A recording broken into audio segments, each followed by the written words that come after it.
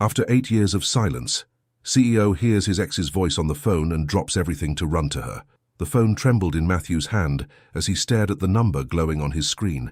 8 years of searching, of wondering, of regret, all leading to this moment.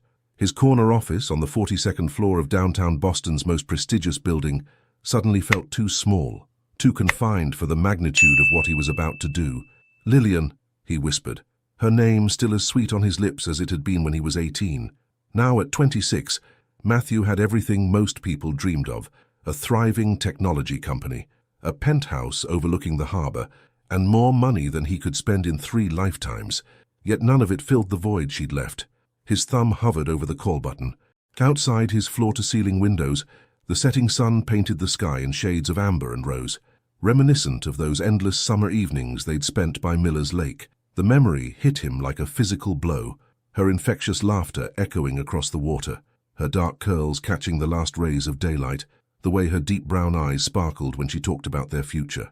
Lillian had been the most beautiful girl in Millbrook, turning heads wherever she went with her radiant ebony skin and confident stride, a future that had shattered the day his father stumbled home, drunk and broken, announcing they'd lost everything. "Mr. Thompson," his assistant's voice crackled through the intercom, "the board members are waiting in the conference room." Matthew cleared his throat. "Reschedule." His voice carried the authority that had become his armor over the years. Something urgent came up. Before he could second-guess himself, he pressed the call button. Each ring felt like an eternity, his heart pounding against his ribs with such force he was sure it would leave bruises. "Ring. Hello?" A male voice answered, casual and comfortable, as if he belonged there, as if he had every right to be answering Lillian's phone. Matthew's world tilted on its axis. His free hand gripped the edge of his desk, knuckles turning white. Is Lillian there?" The words felt like glass in his throat. "Oh, yeah," the man chuckled. "She's in the bathroom. Who's this?" The familiarity in the stranger's tone, the easy way he spoke about her whereabouts, it painted a picture Matthew couldn't bear to see. Of course, she'd moved on. 8 years was a lifetime. What had he expected? That she'd been sitting around, pining for the boy who'd disappeared without a word. "Wrong number," Matthew managed to say, his voice barely a whisper. "Sorry to bother you." He ended the call and dropped the phone on his desk as if it had burned him. The sunset had deepened to blood red, casting long shadows across his office. In the reflection of the windows, he barely recognized himself. The tailored suit, the carefully styled dark hair, the sharp jawline that graced the covers of business magazines. Success had transformed him from that scared teenage boy into someone his younger self wouldn't recognize, but underneath it all he was still that same coward who'd run away. Matthew pressed his forehead against the cool glass, closing his eyes against the memories that threatened to overwhelm him. Their last day together played behind his eyelids like a cruel movie. Lillian in that yellow sundress that perfectly complemented her dark skin, her natural curls framing her face as she talked excitedly about college plans while they shared a milkshake at Ruby's diner. He'd known then that it would be their last moment together, but he couldn't bring himself to tell her, couldn't bear to see the light die in her eyes. The next morning, before dawn, his family had packed what little they could fit in their old station wagon and driven away from Millbrook, leaving behind their home, their dignity, and his heart. "Coward," he muttered to his reflection. Even now, after building an empire from nothing, after proving everyone who doubted him wrong, he still couldn't face her. One phone call, one male voice, and he'd retreated like that scared 18-year-old boy. His phone buzzed. For a heart-stopping moment, he thought it might be her calling back, but it was just another email, another meeting request, another reminder of the life he'd built to try to fill the Lillian-shaped hole in his existence. Matthew straightened his tie, a gesture that had become almost reflexive. He'd learned early in his rise to power that appearance was everything. Show no weakness, keep moving forward, never look back. But as he gathered his things to head home, his eyes caught on the small photograph he kept hidden in his desk drawer. It was worn at the edges, creased from being folded and unfolded countless times. In it, Lillian's beautiful brown skin glowed in the summer sun as she laughed at something he'd said, her natural curls dancing in the breeze. They were just 2 teenagers then, their whole lives ahead of them, unaware that their world was about to implode. He tucked the photo back into its hiding place. Tomorrow he'd throw himself back into work. He'd continue building his empire, continue pretending that success could compensate for what he'd lost. But tonight, in the solitude of his penthouse, he'd allow himself to remember the girl whose smile could light up the darkest room, whose determination had inspired him to dream bigger than their small-town limitations. The girl who, according to his best investigators, still lived in Millbrook. The girl who'd stayed while he'd run. The girl who now shared her life with someone else. As his private elevator descended, Matthew made a promise to himself. No more searching, no more wondering. It was time to let go of the past and accept that some stories don't get happy endings. Some mistakes can't be undone. Some loves are meant to remain beautiful memories, preserved in the amber of youth and possibility. The doors opened to the private parking garage, and Matthew stepped out, his footsteps echoing in the emptiness. His Ferrari waited in its reserved spot, another symbol of how far he'd come from that broken boy in a dying town. He climbed in, the leather seat embracing him like an old friend. But instead of starting the engine, he sat there in the darkness, remembering the last words Lillian had said to him, "See you tomorrow, Matthew Thompson. Don't you dare be late." 8 years later, he was still running late. Only now, he'd missed his chance entirely. Little did Matthew know that fate had other plans. In just 3 weeks, a speaking engagement would bring him back to Millbrook, back to the scene of his greatest regret, back to Lillian. And this time, running wouldn't be an option. Lillian Carter stood at the window of her family's pharmacy, watching autumn leaves dance across Main Street.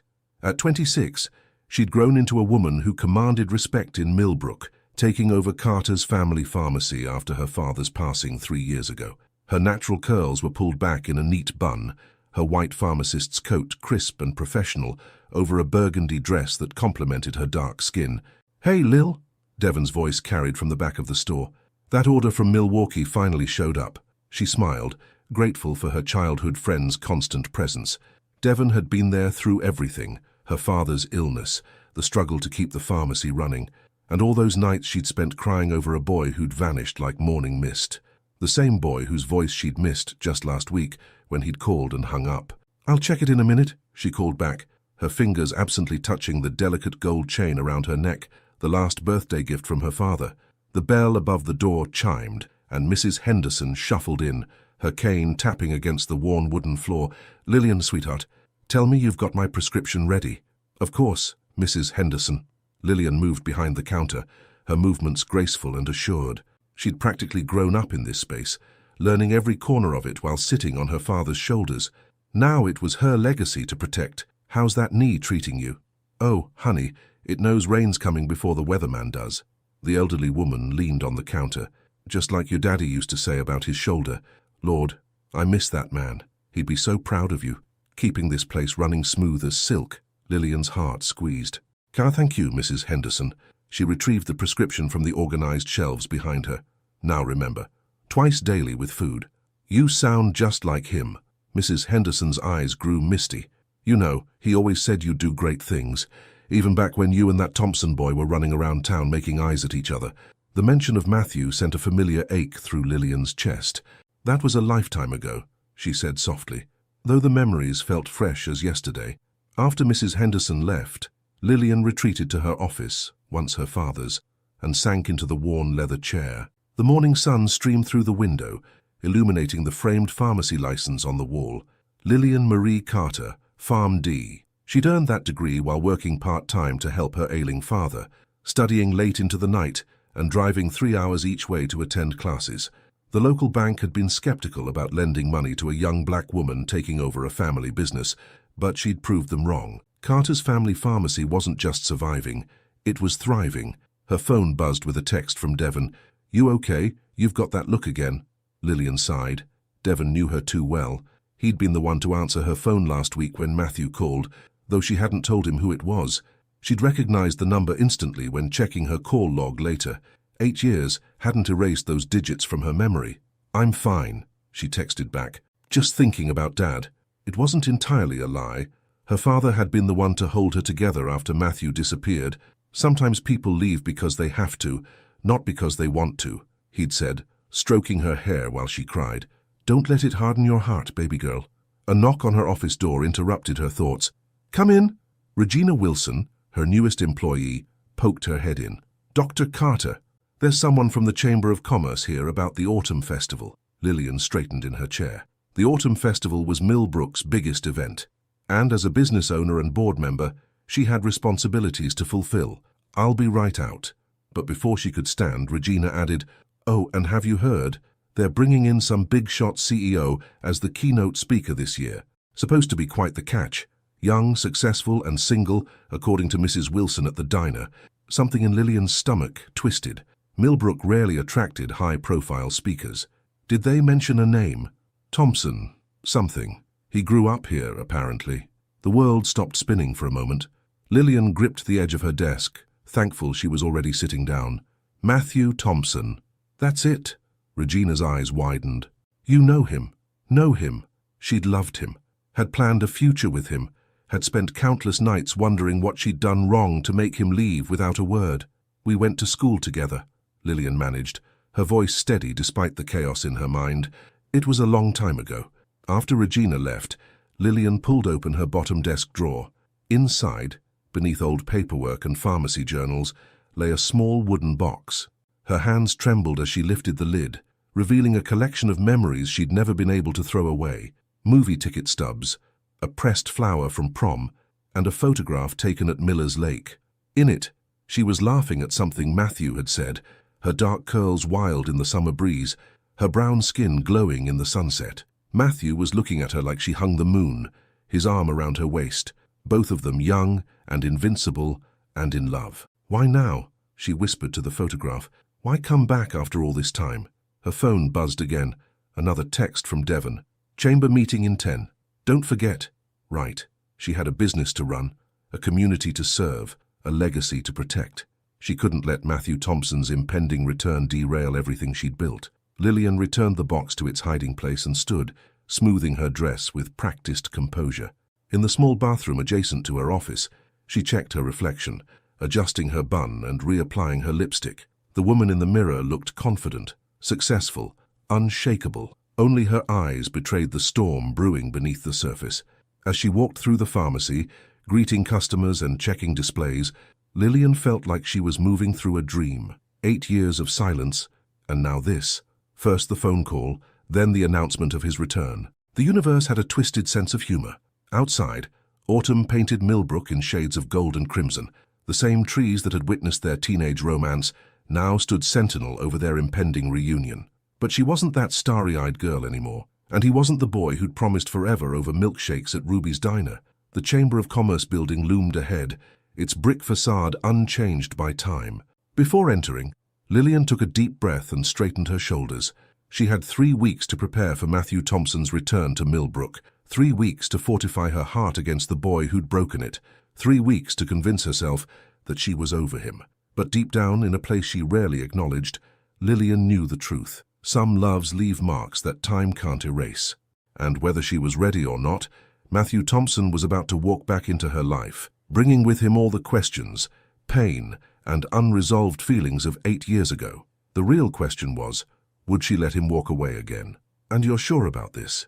Richard Chen, Matthew's CFO and closest friend, leaned against the conference room doorway. "Going back to Millbrook seems risky, especially with the Morgan merger on the horizon." Matthew stared at his laptop screen, where the Chamber of Commerce's invitation glowed mockingly. 2 weeks had passed since that ill-fated phone call, and now fate was forcing his hand. The merger's solid.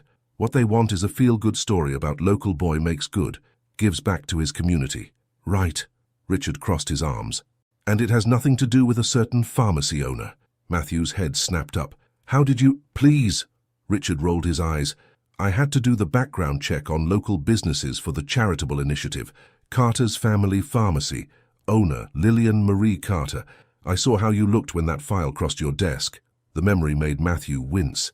Seeing Lillian's professional headshot, her dark skin radiant, her curls elegantly styled, her smile confident but reserved, had knocked the wind out of him. She'd grown from beautiful to stunning, success evident in every line of her face. "The initiative is perfect for a place like Millbrook," Matthew said, deflecting. "Small businesses are struggling everywhere. We can make a real difference." "Sure. And if that difference happens to impress a certain someone—" "Enough, Rich." Matthew's tone carried a warning. "This is business." Richard held up his hands in surrender. "Just remember, you can't buy forgiveness. Trust me, I tried with my ex-wife. After Richard left, Matthew pulled up the pharmacy's website. The homepage featured a photo of Lillian with an elderly customer, both laughing at something outside the frame. Her father's portrait hung prominently on the wall behind them, a detail that made his chest tighten. He remembered Mr. Carter's warm smile, the way he'd welcomed Matthew into their home despite being a white boy from the wrong side of town, dating his only daughter. "You've got spirit, son," Mr. Carter had said once, while Matthew helped inventory the pharmacy. "Shy, but spirit without direction is just wind." Now, looking at the success Lillian had built, Matthew wondered if he'd found that direction too late. His intercom buzzed.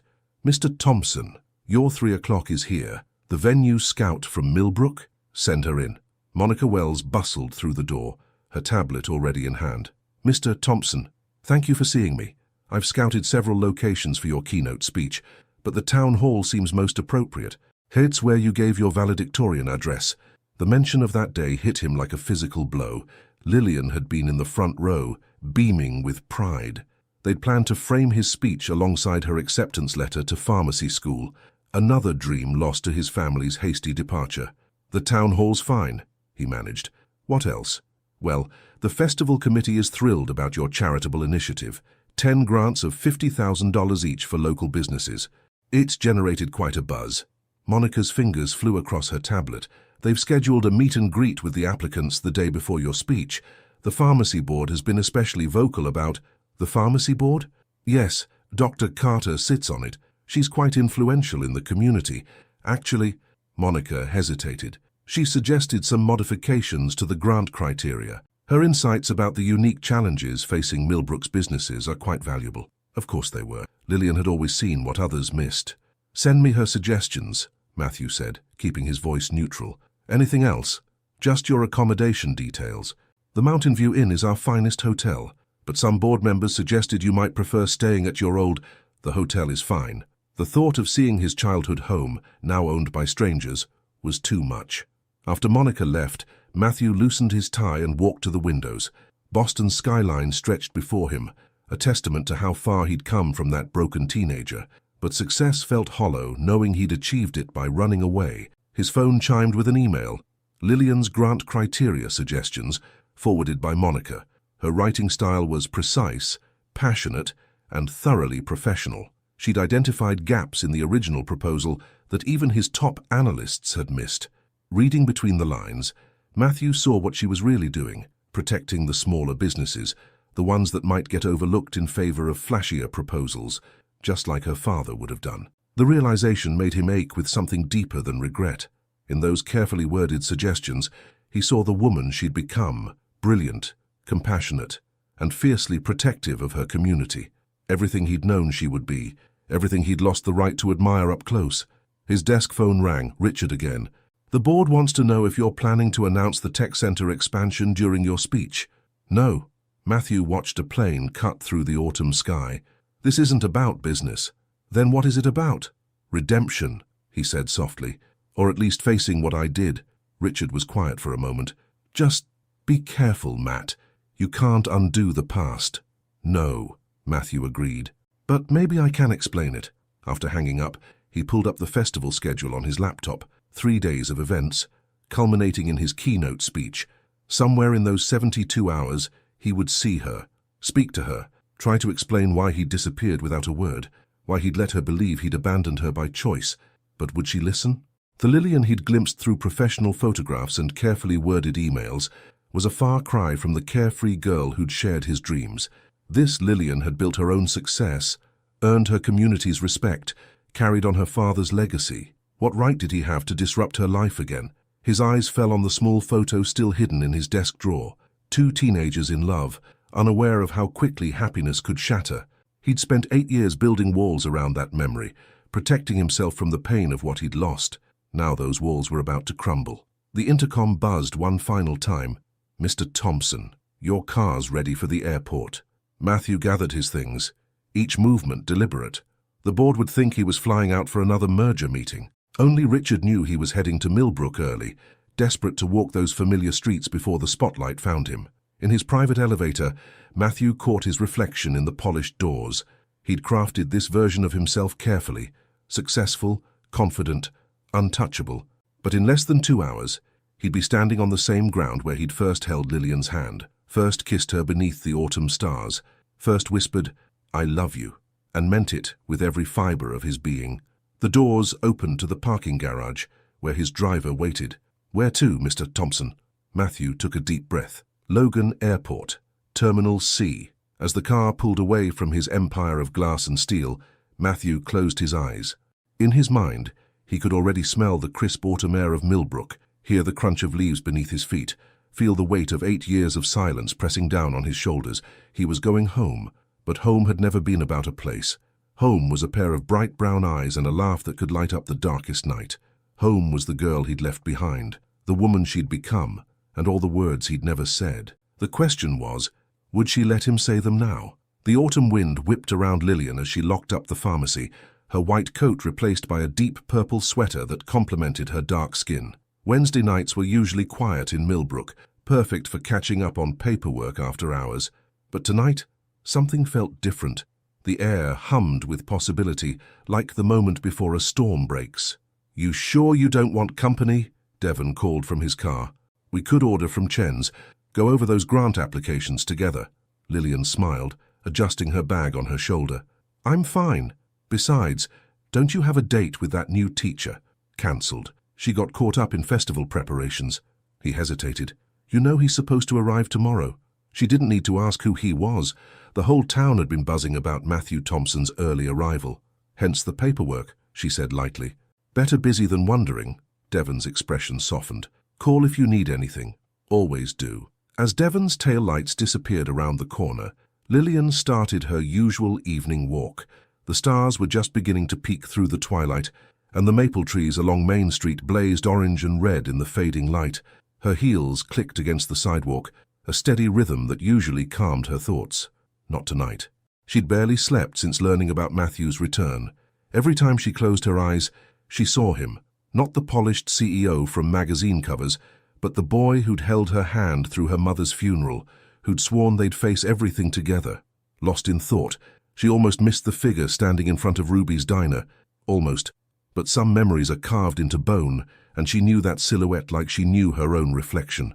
Matthew Thompson stood motionless, staring up at the neon sign that hadn't changed in 8 years. His tailored coat couldn't quite hide the tension in his shoulders. Lillian's feet stopped moving before her brain could tell them to run. For a heartbeat that felt like forever, she just watched him, this stranger who wore her first love's face. Then he turned. Their eyes met across 20 feet of autumn air and 8 years of silence. Matthew's face went through a kaleidoscope of emotions, shock, longing, fear, hope, before settling into something raw and unguarded that made her heart stutter. "Lillian," he breathed, her name a prayer and a confession. She gripped her bag tighter, anchoring herself to reality. "You're early."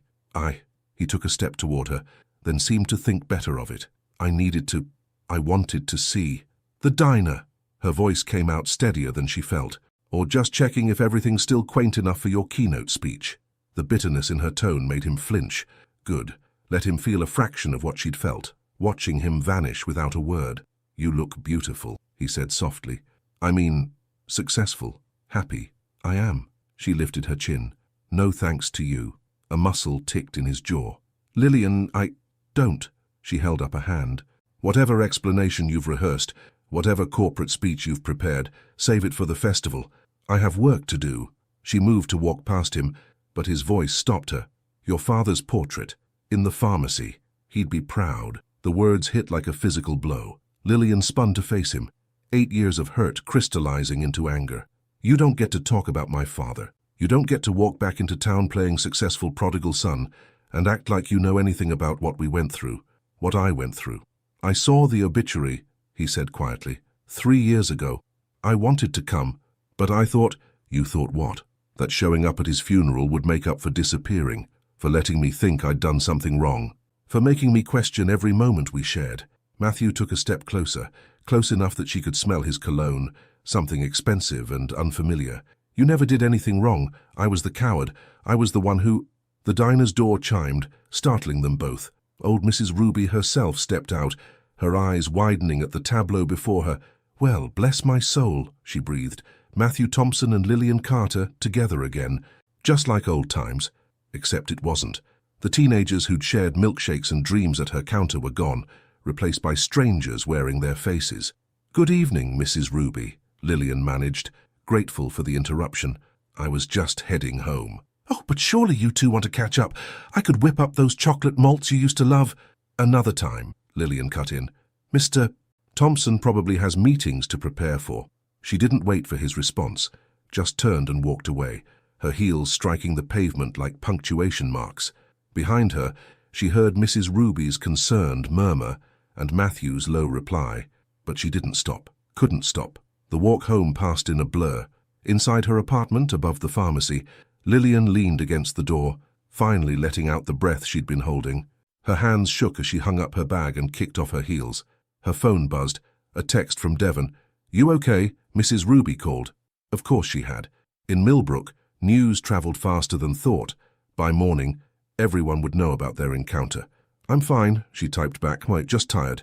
She moved to her kitchen window, the one that overlooked Main Street. From here, she could see Ruby's neon sign glowing in the distance. Matthew was gone, but the weight of his presence lingered like smoke in the air. He'd wanted to come to her father's funeral. The thought made her chest ache. Where was that concern when her father was sick? When she was working double shifts and studying for her pharmacy license? When she needed him most? Her reflection in the window caught her eye. The woman staring back looked composed, professional, unshakable. But underneath that carefully constructed facade, her 18-year-old heart was screaming. The grant applications sat untouched on her coffee table, mocking her earlier plans for a productive evening. Instead, she found herself opening the bottom drawer of her desk, pulling out the wooden box of memories she'd promised herself she wouldn't touch. The photograph from Miller's Lake seemed to glow in the lamplight. Two teenagers in love, his arms around her waist, her dark curls wild in the summer breeze. She traced his younger face with a trembling finger. What had happened to that boy? What wounds had turned him into the man who stood outside Ruby's, looking at her like she was both salvation and judgment? Her phone buzzed again, an email from the Chamber of Commerce. Tomorrow's grant committee meeting had been moved up. Matthew would be there. Lillian closed the box with decisive click. She couldn't avoid him forever, but she could face him on her terms. In the pharmacy, in meetings, she was Dr. Carter, respected business owner and community leader. That woman didn't need Matthew Thompson's explanations or approval, but as she got ready for bed, her fingers brushed the small scar on her palm, a matching set to one he carried. Blood sisters and brothers, they'd called themselves that summer night, swearing that nothing would ever come between them. Life, it seemed, had other plans. Tomorrow, she would face him across a conference table, discussing business proposals and community initiatives. Tonight, she allowed herself one moment of weakness, one tear for the girl who'd believed in forever. Just one. After all, she had grant applications to review. The Chamber of Commerce conference room felt impossibly small. Lillian sat at the long oak table, her laptop open before her, hyper-aware of Matthew's presence at the opposite end. He wore a charcoal suit that probably cost more than her monthly mortgage payment, but his tie was slightly crooked, a detail that bothered her more than it should. "As you can see," Monica Wells gestured to the projected spreadsheet, "we've received 38 grant applications. Mr. Thompson's initiative will fund 10 of them at $50,000 each."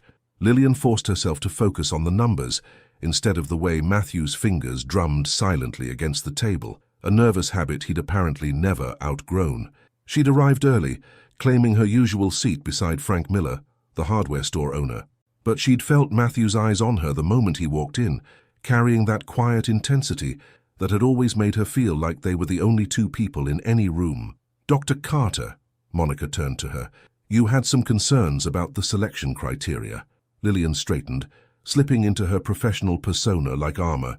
"Yes, the current metrics favor businesses with the highest growth potential, which could disadvantage established community pillars that serve our most vulnerable populations." "Such as?" Matthew's voice was neutral, controlled. She met his gaze steadily. "Henderson's medical supply store, for example. They've been providing essential equipment to our elderly and disabled residents for 30 years, often at reduced costs. Their profit margins are slim, but their community impact is immeasurable." "An excellent point," Frank chimed in. "We need to consider social value, not just financial returns." Matthew nodded slowly, his expression thoughtful. "What would you suggest as alternative criteria?" A balanced scorecard approach. Lillian pulled up a document she'd prepared, evaluating not just financial metrics, but also community engagement, historical significance, and service to underserved populations. As she walked the committee through her proposal, she felt a familiar energy building, the same spark that had always flown between them during debate club. Matthew asked precise and intelligent questions that both challenged and enhanced her ideas. For a moment, she could almost forget the weight of their shared history. Almost. "This is impressive work, Dr. Carter," Matthew said finally. The formal title felt wrong in his mouth, like a stranger trying to speak a familiar language. "I'd like to incorporate these modifications into the final selection process." A murmur of approval went around the table. Monica beamed. "Wonderful. Now, about the applicant interviews. I can handle those," Matthew offered. "Actually," Frank interrupted, "our bylaws require a local board member to participate. Dr. Carter has the most experience with our business community." Lillian's heart skipped. 3 days of interviews, with Matthew in close quarters. "I'm happy to assist," she heard herself say, her voice betraying none of her inner turmoil. "My schedule is flexible next week." The rest of the meeting passed in a blur of logistics and timelines. Lillian took meticulous notes, grateful for any excuse to avoid Matthew's gaze. But when Monica called for a 15-minute break, she knew escape was impossible. Sure enough, his shadow fell across her laptop. "Can we talk?" "We are talking." She kept her eyes on the screen. "Your modified criteria look promising. I can email you a detailed breakdown of—" Lillian, just her name, soft and pleading, but it held 8 years of unspoken words. She finally looked up. The conference room had emptied, leaving them alone with their ghosts. Matthew's tie was still crooked, and her fingers itched to straighten it, a muscle memory she thought she'd buried. "You're doing amazing work here," he said quietly. "The pharmacy, these initiatives. Your father would be—" "Don't." She stood abruptly, needing the physical distance. "We're colleagues for this project, nothing more. Let's keep it professional." A flash of pain crossed his face. "Is that what you want?" "What I want?" She laughed, a sharp, brittle sound. "What I wanted was a goodbye. What I wanted was a reason, an explanation, anything besides 8 years of silence. What I wanted—" She cut herself off, forcing her voice back to professional neutrality. "What I want now is to help my community, nothing more. And if I want to explain—" He took a step closer. "If I want to tell you why I left, why I couldn't—" The door opened, and Monica bustled back in with fresh coffee.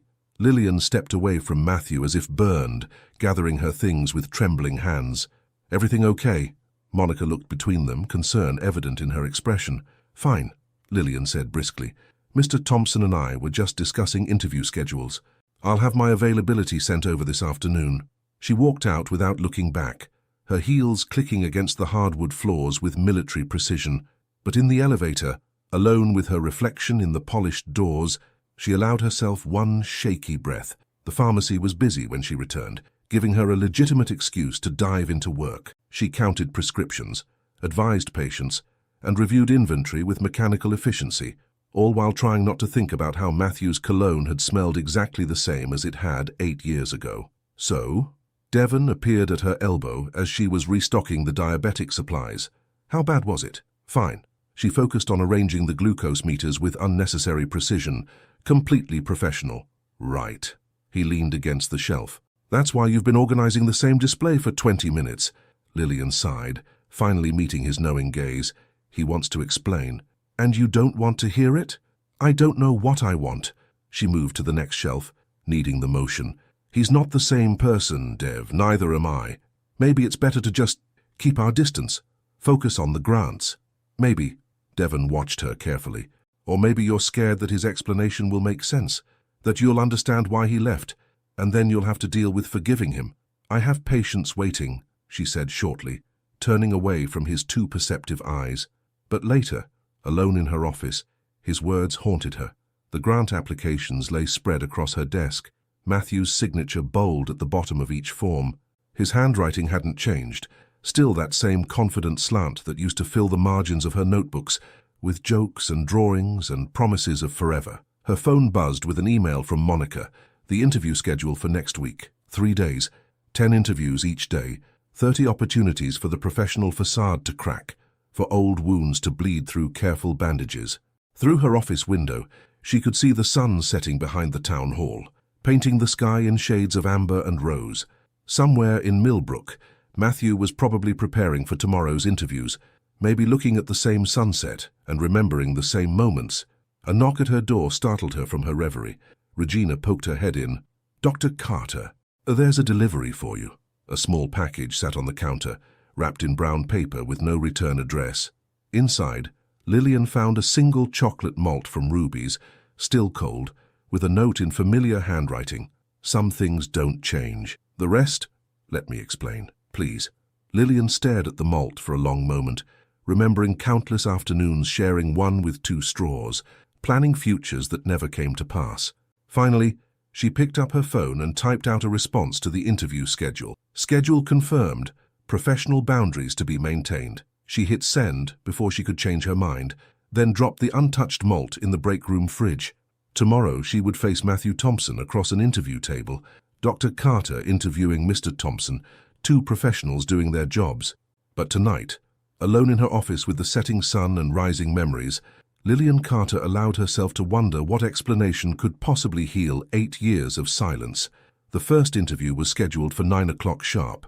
Lillian arrived at the Chambers conference room at 8:30, hoping to settle her nerves before Matthew appeared. Instead, she found him already there, his suit jacket draped over a chair, sleeves rolled up as he arranged papers into neat stacks. "You're early," she said, stopping in the doorway. He looked up, and for a moment, she glimpsed vulnerability beneath his CEO polish. Old habits. Remember debate prep? She did. They'd always arrived early, trading arguments and stealing kisses before the rest of the team showed up. The memory felt like a punch to the gut. "The first applicant is Henderson's Medical Supply," she said briskly, setting her laptop on the table, far enough away to maintain professional distance, close enough to review applications together. "I reviewed your notes on their community impact." He slid a folder toward her. "Impressive research. I like to be thorough." She opened her laptop, determinedly not noticing how his cologne mixed with coffee in the morning air. "Mrs. Henderson raised her prices only once in 30 years, even when suppliers doubled their costs, and absorbed the losses herself." His tone held genuine interest. "She remembers every customer's name, their children's names, their struggles." Lillian looked up, meeting his eyes. Not everything valuable shows up on a balance sheet. Something flickered across his face. Recognition, maybe, or regret. Before he could respond, Monica poked her head in. "A first applicant's here, ready to start?" The morning passed in a parade of familiar faces, Mrs. Henderson dabbing at tears as she described helping families afford medical equipment, Mr. Chen from the restaurant, whose free meal program had fed countless children during school breaks. Each interview lasted an hour, with Matthew asking incisive questions about financials, while Lillian probed their community involvement. They worked well together, too well. Their questions complemented each other perfectly, as if they'd been conducting interviews side by side for years instead of days. Every now and then, their eyes would meet over a particularly good answer, sharing silent approval before remembering themselves and looking away. During their lunch break, Monica insisted on ordering sandwiches for everyone. "You two keep working. Such amazing chemistry. I mean, synergy. Professional synergy." Alone again, they ate in awkward silence until Matthew spoke. "The malt, yesterday. I shouldn't have." "It's fine." Lillian focused on her sandwich. "Regina probably enjoyed it. You didn't drink it. Professional boundaries, remember?" He set down his sandwich and Lillian. "The next interview's in 10 minutes. She stood, gathering the morning's papers. "Oh, we should review Henderson's numbers again." "Right?" His voice turned crisp, professional. "The depreciation on their equipment is concerning." They dove back into work, discussing profit margins and community impact with careful formality. But when the afternoon applicants began arriving, something had shifted. The easy rhythm of the morning was gone, replaced by a tension that crackled like static electricity. During the hardware store's interview, their hands brushed, reaching for the same document. Lillian jerked back as if burned, knocking over her water glass. As she mopped up the spill, she felt Matthew's eyes on her, heavy with unspoken words. The final interview of the day was with Ruby's diner. Mrs. Ruby herself settled into the chair across from them, her wise eyes taking in their careful distance. "Well," she said, smoothing her skirt, Isn't this something? Little Mattie Thompson and Lillian Carter, sitting on the same side of the table. Mrs. Ruby, Lillian kept her tone professional, please tell us about your plans for the grant money. The elderly woman's eyes twinkled. First time I saw you two together. You were sharing a malt at my counter. You couldn't have been more than 16. Even then, I thought, the grant application. Matthew interrupted gently. We'd love to hear about your expansion plans. Mrs. Ruby sighed but complied, detailing her dreams of modernizing the kitchen while preserving the diner's vintage charm. As she spoke, Lillian felt the weight of memories pressing down. Countless afternoons doing homework in their favorite booth, Matthew's arm around her shoulders as they shared fries and dreams. And of course, Mrs. Ruby concluded, we'd keep the original counter, where you two had your first kiss. Lillian's pen slipped, drawing a jagged line across her notes. Matthew's sharp intake of breath was the only indication he'd been affected. Thank you, Mrs. Ruby, he said smoothly. We'll review your application carefully. After she left, silence fell like a heavy curtain. Lillian began gathering her things, desperate to escape the memories that seemed to fill every molecule of air between them. 7 interviews tomorrow, Matthew said finally. Same time? Yes. She kept her eyes on her laptop screen. I'll have the morning analysis ready by 8:30. Lillian, his voice softened, about what Mrs. Ruby said. Don't. She looked up then, meeting his gaze. Please, I can't do this job if we keep remembering. He studied her face for a long moment. What if I don't want to forget? The question hung in the air between them, heavy with possibility and pain. Lillian's phone buzzed, a text from Devon asking about dinner, giving her an excuse to look away. I'll see you tomorrow, Mr. Thompson. She walked out quickly, her heels striking a rapid rhythm against the hardwood floors. Outside, the autumn air was crisp and clean, helping to clear her head. But as she walked back to the pharmacy, every step felt weighted with the past, the counter where they'd shared their first kiss, the booth where they'd planned their futures, the street corner where he'd first told her he loved her, rain soaking them both as they laughed and held each other close. Inside the pharmacy, she threw herself into work, double-checking prescriptions and updating inventory with fierce concentration. But when she finally retreated to her office, she found a small package on her desk. Inside was a single rose and a note. Some memories deserved to be kept, even the painful ones. Lillian stared at the rose for a long moment before dropping it in her desk drawer, right next to the photograph she couldn't bring herself to throw away. Tomorrow, they would do it all again. Sit close but not too close. Work together but not too well. Pretend that every accidental touch and shared glance didn't shake the foundations of their carefully constructed walls. As she drove home that evening, she caught sight of Matthew leaving the Mountain View Inn, his tie loosened, looking as exhausted as she felt. For a moment, their eyes met across the street, and 8 years of silence seemed to stretch and bend like taffy. Then the light changed, and she drove on, leaving him in her rearview mirror.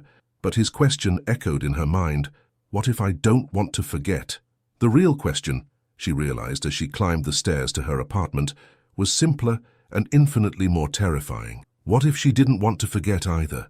The second day of interviews started with a crisis. Lillian arrived at the chamber to find Monica pacing outside the conference room, her tablet clutched to her chest. Dr. Carter, thank goodness. The Miller Hardware interview needs to be rescheduled. Their basement flooded overnight. Burst pipe. Mr. Thompson is already there. At the hardware store. Lillian's heart skipped. The same hardware store where Matthew had worked summers during high school, where he'd taught her to mix paint colors while stealing quick kisses behind the shelves. He insisted on seeing the damage himself. Something about structural integrity. Monica checked her tablet. We have a 2-hour gap now, maybe you could. I'll head over. The words were out before she could stop them. Those old buildings share foundation walls. If Miller's has water damage, the pharmacy could be at risk. Matthew's voice came from behind her. She turned to find him in the doorway, his pristine suit dusty and stained. It's bad, Lil. The whole foundation's compromised. The old nickname slipped out so naturally that neither of them acknowledged it. How bad? Come see. The walk to Miller Hardware took less than 5 minutes, but it felt like crossing years. Matthew matched his stride to hers, close enough that their arms almost brushed. Frank's insurance won't cover it, he said quietly. Pre-existing condition clause. Of course not. Lillian's jaw tightened. She'd fought similar battles with her father's medical insurance. How much to fix it? More than the grant would cover. He held the door for her, a gesture so familiar it hurt. "Sire, but I have an idea." The basement was a mess of muddy water and exposed pipes. Frank Miller stood amid the chaos, looking older than his 60 years. His face brightened slightly when he saw Lillian. "Doc, your father used to say these old buildings would outlive us all." "They will," she said firmly. "We'll figure something out." Matthew moved through the space with surprising confidence, examining walls and support beams. "Harrison, the damage extends under the shared wall. We need to check your basement too."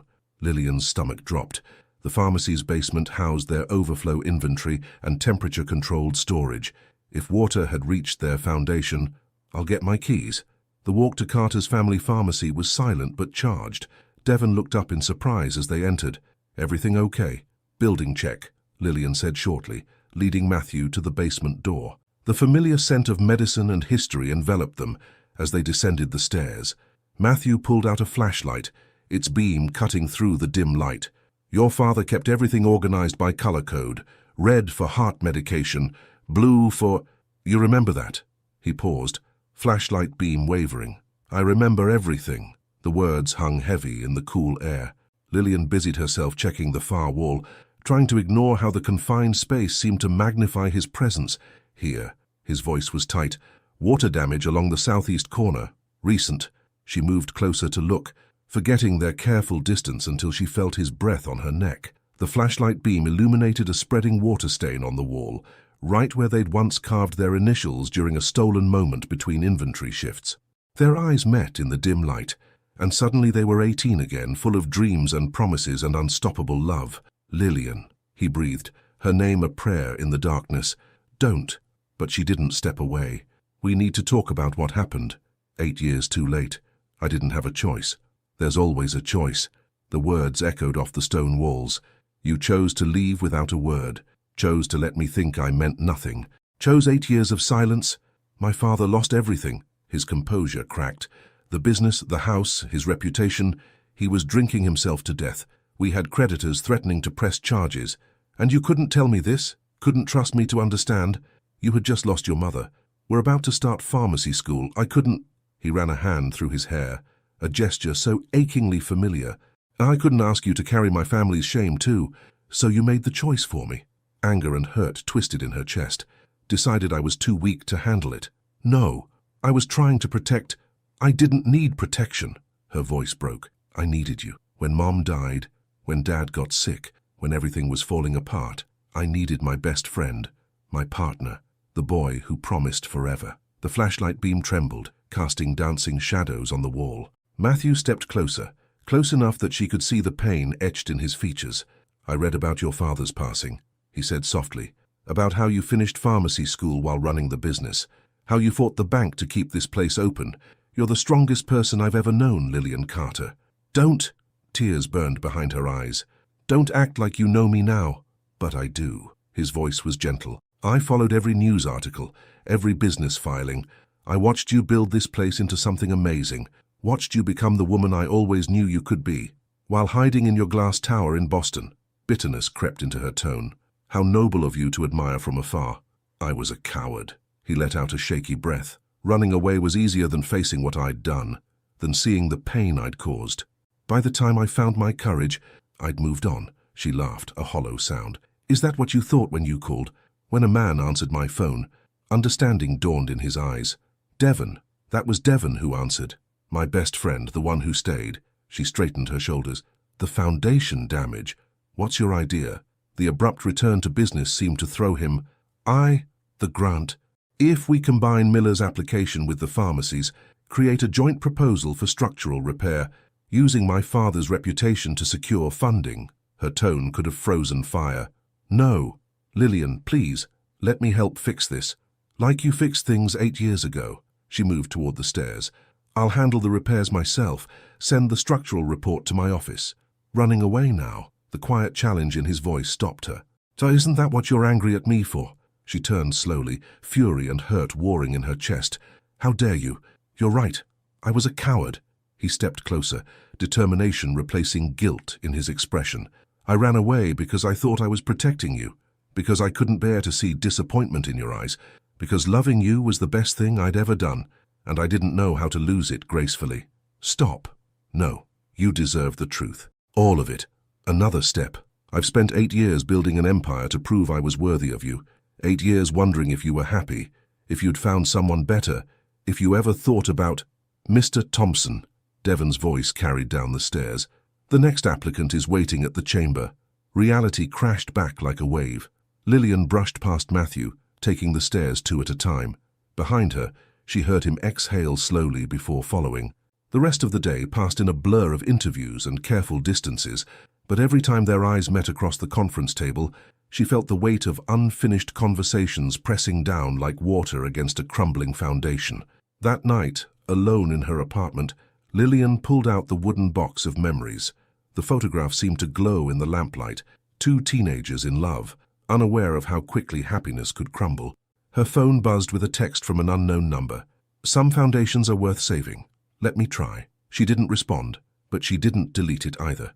The final day of interviews dawned cold and grey. Lillian sat in her office before sunrise, reviewing structural reports that painted an increasingly grim picture.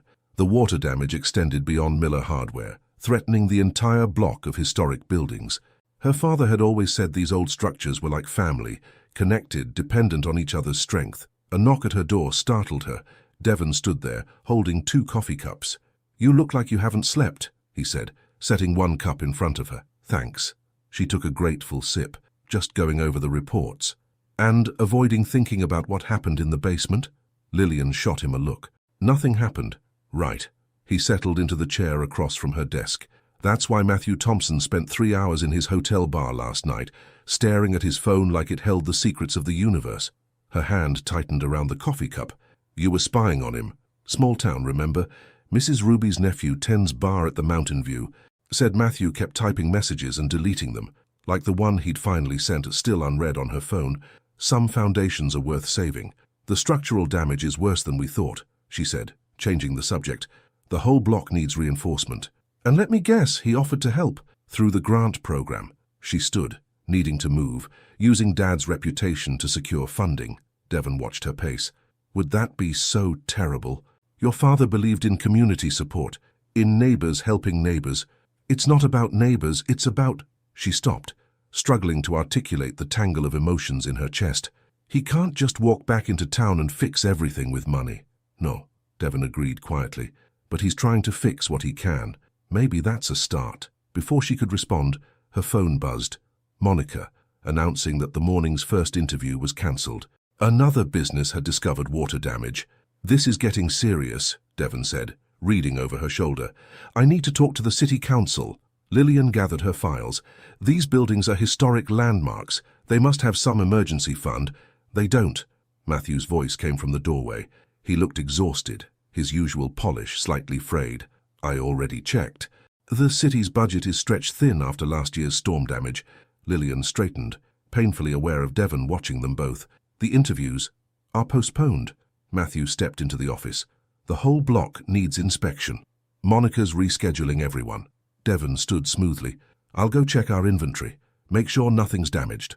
After he left, silence stretched between them like a living thing. Matthew looked around the office, his eyes lingering on her father's old desk nameplate. "He gave me my first real job interview right here," he said softly. "Made me wear a tie even though I was just stocking shelves. Teaching you professionalism." The memory rose unbidden. Matthew in his father's too-big tie, nervously adjusting it while her father asked serious questions about his 5-year plan. "Lillian," he met her eyes. "About yesterday, we have bigger problems." She gestured to the reports. "The damage is extensive but fixable." He moved closer, pointing to specific sections. "Look, the original foundations are solid stone. The water damage is mainly affecting newer additions. If we reinforce the connecting points..." She found herself drawn into the technical discussion despite herself.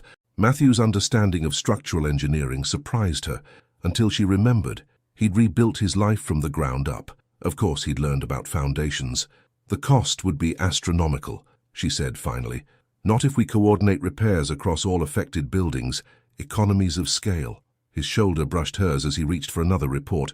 "I know some contractors in Boston who owe me favors." "And what's the catch?" He stepped back, hurt flashing across his face. "No catch. Just trying to help. Like you helped by disappearing." The words escaped before she could stop them. "I deserved that." He ran a hand through his hair. But this isn't about us, Lillian. It's about saving these buildings, your father's legacy. Don't. She turned away. You lost the right to talk about his legacy when I ran away like a coward. Yes, I know. His voice roughened. But he taught me more in one summer about integrity and community than my father did in 18 years. I owe him this, even if you hate me for it. I don't hate you. The admission cost her. I wish I did. It would be easier. Heavy footsteps on the stairs interrupted them. Frank Miller appeared, looking grim. Our city inspector's here, he announced. Says we might have to evacuate the whole block. Lillian's world tilted. Evacuate? Close the pharmacy that had served Millbrook for 3 generations. No. Matthew's voice was firm. Get me 10 minutes with the inspector. Frank, call an emergency meeting of all affected business owners. We're handling this now. He pulled out his phone, already dialing. Richard, remember that crew that renovated the Boston office? I need them in Millbrook. Today, whatever it costs.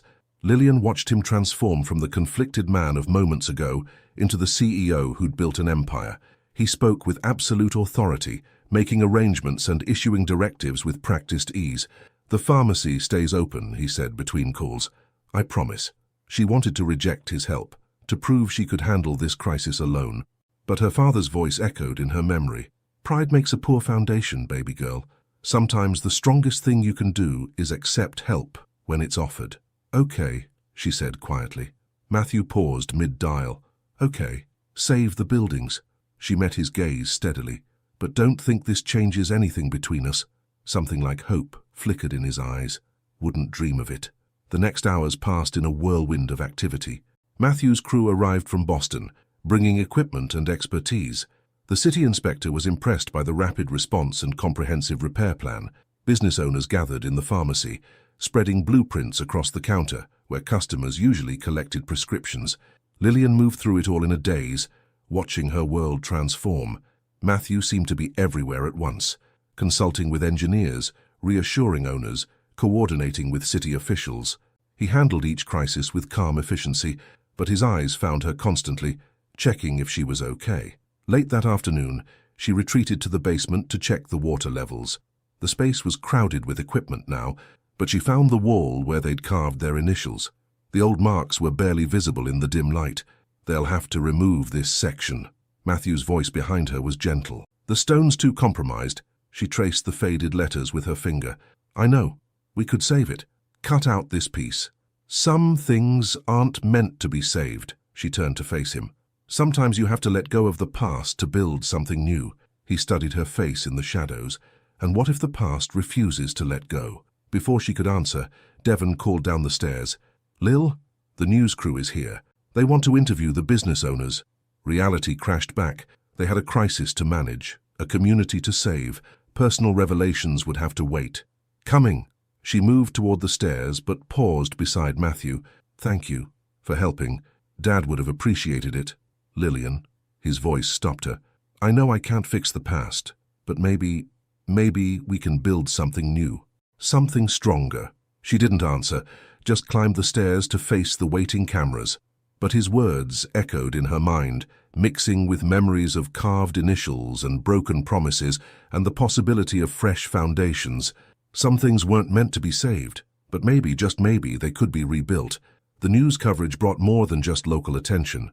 By morning, Millbrook's story had gone viral. Historic small town rallying to save its business district, led by a hometown success story and a determined black female pharmacist. Lillian's phone hadn't stopped buzzing since dawn. Another reporter, Devon announced, poking his head into her office. This one's from the Boston Globe. Tell them what we told the others. Lillian rubbed her temples. Why all comments go through the Chamber of Commerce?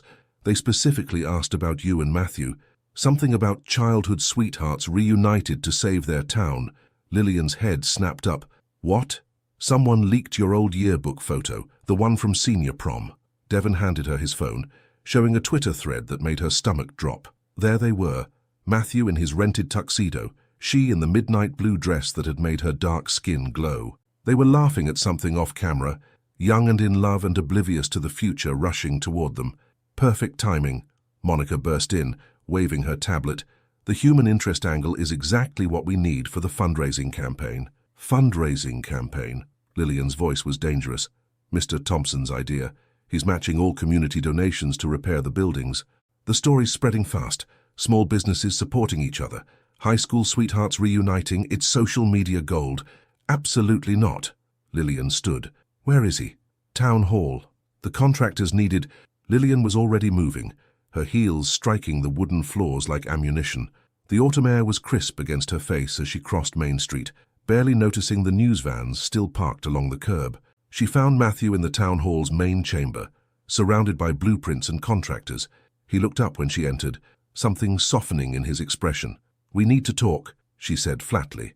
"Now." He nodded to the contractors, who quickly made themselves scarce. "I'm guessing you saw the coverage. What are you playing at?" She thrust Devon's phone at him. "Using our past for publicity. I didn't leak the photo." He handed the phone back carefully. "But you have to admit it's getting attention. The kind of attention these buildings need. So you're just going to exploit our history, turn it into some feel-good story about young love and second chances?" "No." He stepped closer.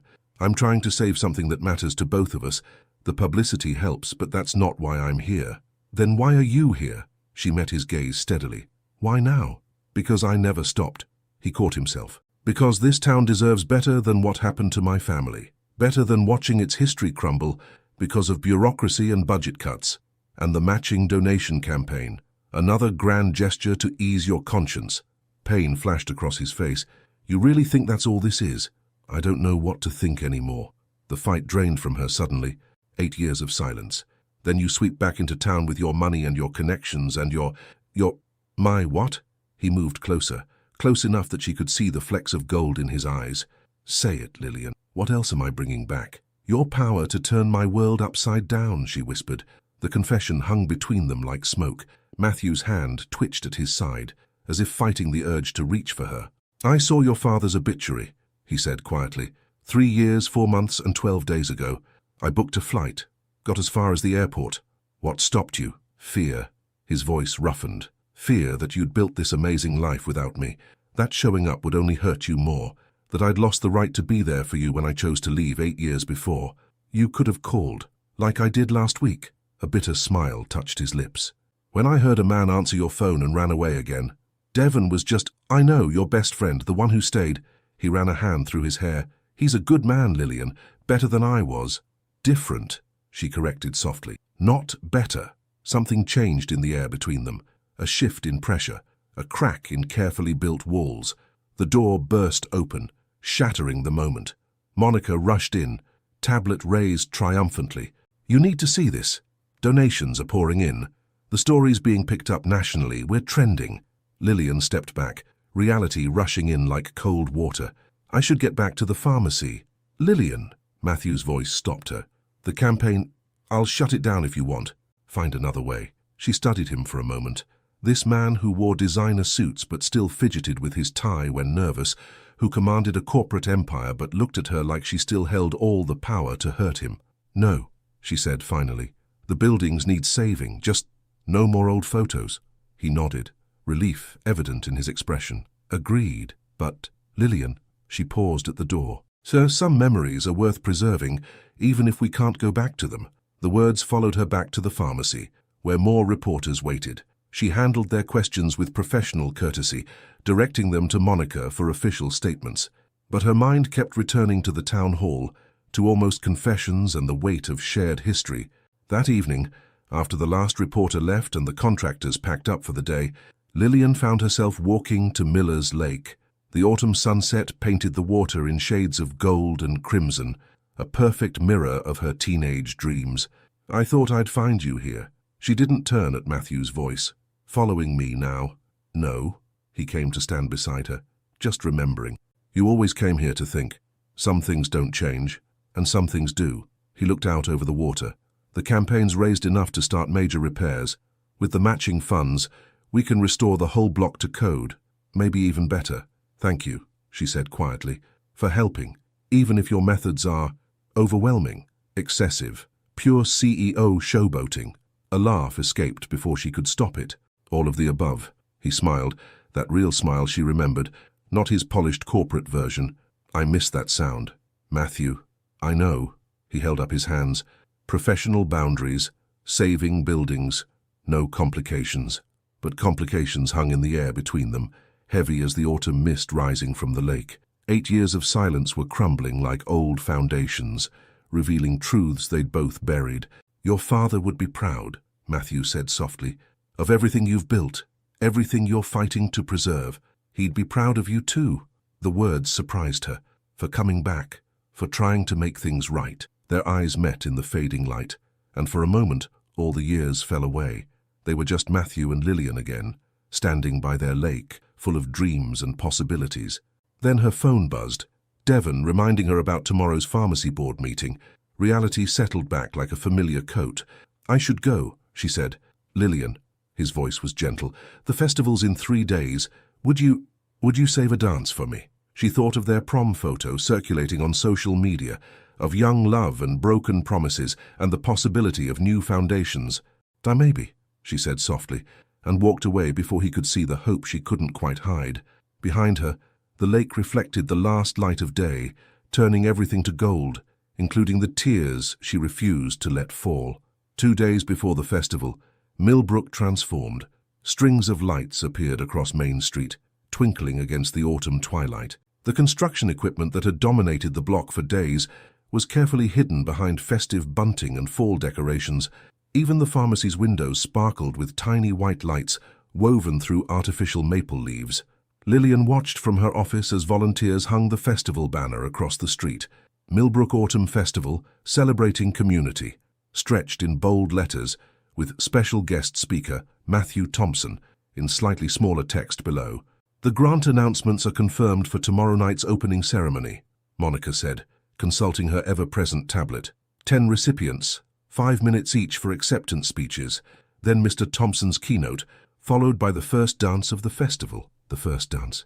Lillian's stomach twisted, remembering Matthew's request at the lake. She hadn't given him an answer yet. "Dr. Carter," Monica's voice pulled her back. "About the dance? There's been some social media speculation. People are hoping you and Mr. Thompson might recreate your prom photo." "Absolutely not." Lillian turned from the window. "The grants are about community support, not personal history." "Of course." Monica looked disappointed. "It's just, the story's really resonating. Local girl stays to preserve her family legacy. Local boy leaves to make his fortune. They reunite to save their hometown. Is there anything else about the ceremony I need to know?" Monica got the hint. "No, that's all." "Oh, except, Mr. Thompson asked about the pharmacy's grant application. You never submitted one." "The pharmacy is fine." Lillian's tone brooked no argument. "Other businesses need the support more." After Monica left, Lillian tried to focus on inventory reports, but her eyes kept drifting to the construction barriers across the street, where Matthew's crews worked overtime to stabilize the buildings before the festival. He was out there somewhere, probably in another perfectly tailored suit, directing repairs with the same intensity he brought to everything. The door chimed downstairs, the distinctive double ring that meant someone had rushed in. Moments later, Regina appeared in her doorway, slightly breathless. "Dr. Carter, you need to see this." Lillian followed her downstairs to find a crowd gathering outside Miller Hardware. In the center, Matthew stood with Frank Miller, both men beaming at something being lifted from a truck. Her breath caught.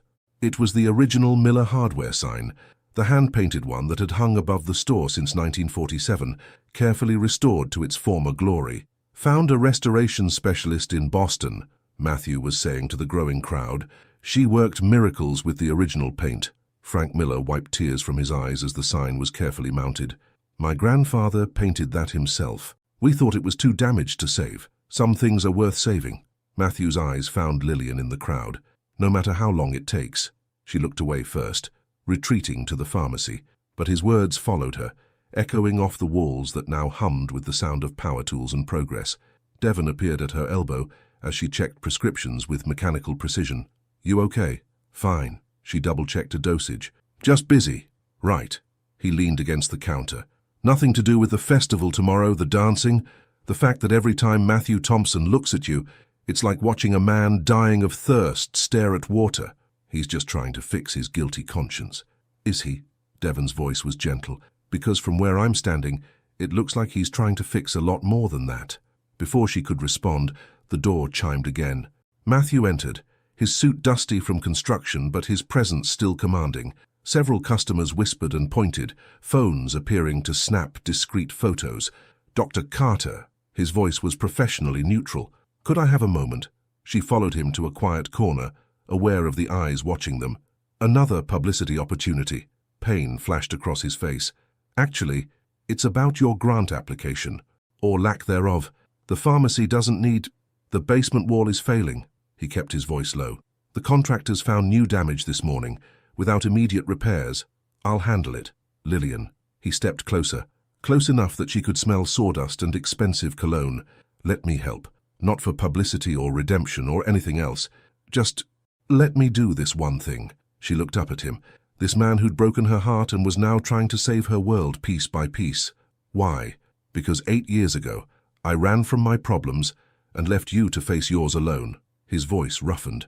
"Because your father gave me my first real job, my first taste of belonging somewhere. Because this place, these people, they're worth fighting for." The sincerity in his voice made her chest ache. Before she could respond, someone cleared their throat nearby. They turned to find Mrs. Ruby watching them with knowing eyes. "Sorry to interrupt, dears, but I thought you'd want to know. They're playing your song at the diner." Lillian's heart stopped. Through the open door, she could hear the faint strains of "At Last" drifting from Ruby's ancient jukebox. The same song they'd danced to at prom, the same song that had played during their first kiss. Matthew's expression softened with recognition. "Mrs. Ruby, just thought you'd want to know." The older woman smiled mysteriously and wandered away. The music floated between them, heavy with memories. Matthew's hand twitched at his side, and for a moment, Lillian thought he might reach for her. Instead, he said softly, "The grant application deadline is midnight. Just think about it." She nodded, not trusting her voice. He turned to leave but paused at the door. "Lillian, about tomorrow's dance. I'll think about that too."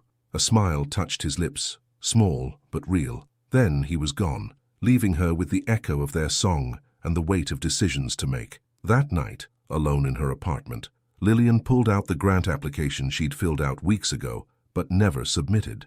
The basement wall wasn't the only thing failing. The entire building needed work. Work she couldn't afford on her own, no matter how much pride told her otherwise.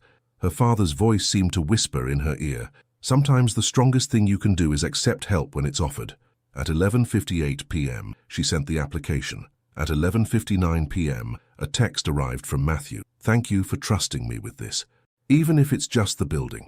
She stared at the message for a long time, remembering dusty suits and restored signs, and the way he still looked at her like she hung the moon. Outside, the festival lights twinkled against the darkness, promising magic and possibility. Tomorrow, she would watch him announce the grants, listen to his keynote speech, face the decision about their dance. Tomorrow, she would have to acknowledge that the walls she'd built around her heart were crumbling like the foundations he was trying to save. But tonight, she allowed herself to remember the boy who'd loved her, the man who'd left, and the person he was trying to become. Remember prom nights and stolen kisses and promises made under autumn stars. Remember that some songs never really end. They just wait for the right moment to play again. The festival lights cast shadows on her ceiling, dancing like memories she couldn't quite forget. In less than 24 hours, she would have to decide, keep running from the past, or take a chance on building something new from the ruins of what they'd lost. The choice terrified her, but as she drifted off to sleep and at last played in her dreams, and her heart made decisions her mind wasn't ready to face, the festival opening ceremony transformed the town square into a fairyland of twinkling lights and autumn colors. Maple leaves in shades of gold and crimson danced on the evening breeze as Lillian stood before her mirror, adjusting the gold necklace her father had given her for graduation. Her reflection showed a woman she barely recognized, elegant in a deep burgundy dress that complemented her dark skin, her natural curls styled in a sophisticated updo. The woman in the mirror looked confident, successful, unshakable. Only her eyes betrayed the storm of emotions beneath the surface. A knock at her door revealed Devon, handsome in a dark suit. "Ready?" "As I'll ever be." She grabbed her clutch, double-checking that her acceptance speech was inside. The grant recipients hadn't been announced yet, but Monica's knowing smile that morning had confirmed what Lillian had suspected. The pharmacy's last-minute application had been accepted. The square was packed when they arrived. A stage had been set up in front of the town hall, chairs arranged in neat rows before it. The restored Miller hardware sign gleamed under the festival lights, a testament to what was possible when past and present worked together. Dr. Carter. Monica hurried over, tablet in hand. Front row next to the other grant recipients. Mr. Thompson specifically requested— "I'm fine wherever," Lillian interrupted, but allowed herself to be led to a seat in the center of the front row. From here, she'd have an unobstructed view of Matthew during his keynote speech. The thought made her stomach flutter. The mayor opened the ceremony with a speech about community spirit and resilience. Lillian barely heard it, too aware of the empty seat beside her on the stage, waiting for Matthew's entrance. Then he was there, climbing the steps with that quiet confidence she remembered from debate competitions. His suit was impeccable, but his tie was slightly crooked. Some habits never changed. "Good evening, Millbrook," he began, his voice warm and sincere. "8 years ago, I left this town with nothing but regrets and broken promises. Today, I return not just as a businessman, but as someone who finally understands what community really means." His eyes found hers in the crowd. Sometimes we have to leave home to appreciate its true value. Sometimes we have to lose something precious to understand its worth. Lillian's heart thundered in her chest as he continued, describing the grant program and its goals. When he began announcing recipients, each name was accompanied by personal observations about their contribution to Millbrook's spirit. And finally, Matthew's voice softened. "Our 10th recipient, Carter's Family Pharmacy, under the leadership of Dr. Lillian Carter, has been more than just a business. It's been a cornerstone of hope, healing, and community support for 3 generations." The crowd applauded as Lillian rose, her legs steadier than she expected as she climbed the stage steps. Matthew held out the grant certificate, and their fingers brushed during the exchange. A photographer's flash captured the moment. "Thank you," she said into the microphone, unfolding her prepared speech. But looking out at the faces of her community, Mrs. Henderson wiping tears, Frank Miller beaming proudly, Mrs. Ruby nodding in approval, different words came. "My father used to say that a community is only as strong as the foundations we build together." Her voice carried across the hushed crowd. "These past weeks have proven him right. When our buildings were threatened, we didn't just save structures, we reinforced the bonds between us. Sometimes," her eyes met Matthew's, "sometimes what seems broken can be rebuilt stronger than before." The applause was thunderous. As she returned to her seat, she felt Matthew's gaze following her, heavy with unspoken words. His keynote speech was perfectly crafted, hitting all the right notes about small-town values and economic development. But under the polished phrases, Lillian heard everything he wasn't saying, about regret and redemption and second chances. Finally, the mayor returned to the stage. "And now, as tradition demands, our guest of honor will open the dancing portion of our festival." Lillian's breath caught. This was the moment, the dance she'd neither accepted nor declined. The crowd shifted expectantly, phones raised to capture whatever happened next. Matthew descended the stage steps slowly, his eyes never leaving her face. The opening notes of "At Last" filled the square. Of course it would be their song. The universe had a twisted sense of humor. He stopped before her chair and held out his hand. No words, no pressure, just an invitation in his eyes, and 8 years of silence waiting to be broken. Time seemed to freeze as Lillian looked at his offered hand. In it, she saw everything. The boy who'd loved her, the man who'd left, the person trying to bridge that gap. Around them, the crowd held its collective breath. Slowly, giving her heart time to catch up with her actions, Lillian placed her hand in his. The crowd's appreciative murmur faded as Matthew led her to the dance floor. His hand settled on her waist, familiar and foreign at once. They began to move, and suddenly they were 18 again, swaying under prom lights, full of dreams and promises. "Your tie is crooked," she whispered, surprising them both. A soft laugh escaped him. Some things never change, and some things change too much. But she didn't pull away when he drew her slightly closer. "I meant what I said." His voice was low, meant only for her. "About understanding worth too late." "Matthew, no, please, let me say this." His hand tightened on hers. "I spent 8 years building an empire to prove I was worthy of you. But watching you these past weeks, your strength, your dedication to this community, I realized something. You never needed my success or my money or my grand gestures. You just needed me to stay." Tears burned behind her eyes. "Why didn't you?" Because I was young and stupid and thought I was protecting you. The words rushed out like a dam breaking. Because watching my father destroy everything made me believe I'd do the same to you. Because leaving seemed easier than risking your disappointment when everything fell apart. I wouldn't have been disappointed. Her voice cracked. I would have helped. We could have faced it together. I know that now. He pulled back slightly to meet her eyes. I know I can't undo the past 8 years, but Lillian, if there's any chance... The music swelled around them. Etta James's voice singing about skies of blue and miracles ending. Other couples had joined the dance floor, but Lillian barely noticed them. In Matthew's eyes, she saw every dream they'd shared, every promise they'd made, every possibility that still hung between them like autumn leaves in the wind. The song was ending. Soon they'd have to step apart, face the crowd, return to the reality they'd built in the wake of broken promises. But for now, in this moment, everything that had crumbled between them felt possible to rebuild. "Dias, ask me again," she whispered. His eyes widened with understanding. "Lillian Carter, can I have this dance?" She smiled through tears she refused to let fall. "And the next one?" The hope that blazed across his face was brighter than all the festival lights combined. As the last notes of "At Last" faded into the autumn night, he pulled her closer, and this time she didn't resist. Sometimes the strongest foundations are built on the ruins of what we thought was lost forever. 3 months after the autumn festival, snow blanketed Millbrook in pristine white. Lillian stood in the pharmacy's basement, watching contractors install the final support beam. The wall where she and Matthew had carved their initials was gone, replaced by reinforced stone and steel, stronger than before, but holding memories in its shadows.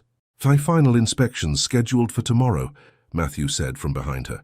He'd loosened his tie after a day of meetings in Boston, but his eyes were bright with excitement. "The whole block will be officially stable, just in time for the holiday celebration." She turned to face him, still marveling at how natural it felt to have him here, in her space, in her life. The past 3 months had been a careful dance of rebuilding, not just buildings, but trust. They'd taken it slow after the festival. Coffee at Ruby's, walks by Miller's Lake, quiet conversations about the years they'd lost. Matthew had split his time between Boston and Millbrook, running his company remotely while overseeing the restoration project. Each visit brought new revelations, new understanding, new foundations. "The Boston office called again," he said carefully. "They want an answer about the relocation." The elephant in the room. His board wanted him back full-time, managing the empire he'd built. The same choice that had torn them apart 8 years ago now loomed again. "And what are you going to tell them?" Instead of answering, he took her hand, leading her upstairs to the pharmacy's main floor. Devon was closing up, helping the last customers of the day. "Actually," Matthew's voice carried through the space, "I wanted to show you something first." He guided her to the front window, where the last rays of sunset painted Main Street in shades of gold and rose. The restored buildings stood proud against the winter sky, their historic facades preserved but strengthened. Holiday lights twinkled in every window, reflecting off the fresh snow. "Look," he pointed to the building across the street, the old Wilson place that had been empty for years. A sign in the window read, "Coming soon, Thompson Technologies, Millbrook Division." Lillian's heart stuttered. "Matthew, I told the board I'm staying." His voice was soft but certain. "Opening a regional office here, bringing tech jobs to Millbrook, partnering with the community college for training programs.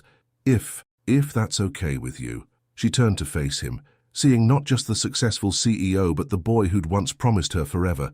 "You'd do that? Leave Boston?" "Boston was never home." He squeezed her hand.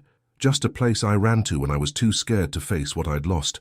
But watching you these past months, your dedication to this town, to your father's legacy, I finally understood. Sometimes the biggest dreams are the ones that bring you back where you belong." Through the window, she could see Mrs. Ruby putting up new curtains in her diner. Frank Miller was locking up his hardware store, the restored sign gleaming above. Mrs. Henderson waved as she walked past, carrying prescriptions Lillian had filled that morning. "Your father once told me something," Matthew continued. "The summer I worked here, when I was worried about not being good enough for his daughter." A soft laugh escaped him. He said, "Son, love isn't about being worthy. It's about being willing to grow, to learn, to build something that lasts." Tears pricked Lillian's eyes. It sounded exactly like something her father would say. "I wasn't willing then, Matthew's voice roughened. I was scared and proud and thought running away would protect everyone. But now, he turned her to face him fully. Now I'm willing to build something real, something that lasts, if you'll help me. Matthew Thompson, she said softly, are you asking me to be your business partner? A smile touched his lips. Among other things, she looked around the pharmacy, at the restored walls, the updated equipment paid for by the grant, the fresh paint that somehow made everything feel both new and comfortingly familiar. In the corner, her father's portrait watched over it all, his kind eyes seeming to twinkle with approval. What about your company, your board? They'll adapt. I can run most things remotely, fly to Boston when needed. But my life, he cupped her face gently, my heart belongs here, with you, always has. The last light of day streamed through the window, casting long shadows across the floor. Outside, snow began to fall again, soft and clean, covering old tracks and making way for new ones. You know, Lillian said thoughtfully, the building next door needs a tenant. Someone was talking about opening a coffee shop. Interesting. His thumb brushed her cheek. Good location. Right between the pharmacy and the tech office. Perfect for morning coffee runs, afternoon breaks, late-night planning sessions. They were closer now, drawn together like magnets finally freed from opposing poles. Her hands found his crooked tie, straightening it with practiced ease. We'd have to be careful, she murmured, dating the competition. Technically, his eyes danced, we'd be on the same block, practically neighbors, practically living in each other's pockets. I can think of worse things. He leaned closer. Like 8 more years of silence. The kiss, when it came, felt like coming home, like every promise they'd made under autumn stars, every dream they'd whispered over shared milkshakes, every possibility that had waited through 8 years of silence for this moment to arrive. When they finally parted, Devon's slow applause made them both laugh. He stood by the door, grinning broadly. About time, he said. Mrs. Ruby owes me $20. She thought it would take until New Year's. Lillian buried her face in Matthew's chest, feeling his laughter rumble through her. Outside, the snow continued to fall, covering Millbrook in a blanket of possibility. Tomorrow would bring the final inspections, the holiday preparations, the 1,000 small moments of building a life together. But tonight, in the pharmacy where their story had begun and begun again, they held each other and watched the snow fall, knowing that some foundations are built not of stone and steel, but of forgiveness and second chances and love, strong enough to survive 8 years of silence. So, Matthew whispered against her hair, about that dance. Lillian smiled, remembering another question asked under festival lights. What, this one and the next one, and all the ones after that? As if on cue, music drifted from Ruby's diner across the street, their song floating through the winter night like a blessing. Sometimes the longest journeys lead us right back where we started, stronger for the distance traveled as, ready at last to build something that lasts. And in Millbrook, where old buildings stood on new foundations and second chances bloomed like winter roses, 2 hearts that had never truly forgotten each other began to write their next chapter, together. The end. If you were in Lillian's shoes, would you forgive 8 years of silence out of love? Or do you believe that some wounds are too deep to be healed, even when repentance is sincere? What touched your heart more in this story?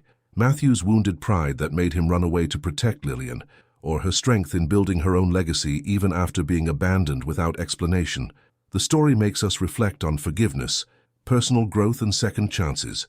Is there a right time for love from the past to return, or should some stories remain just memories? Your participation in the channel is very important. Please leave your opinion in the comments. Thank you so much for watching until the end. If you enjoyed this story, don't forget to subscribe to the channel, leave a like, and comment your thoughts. Your participation is very important to us. See you next time.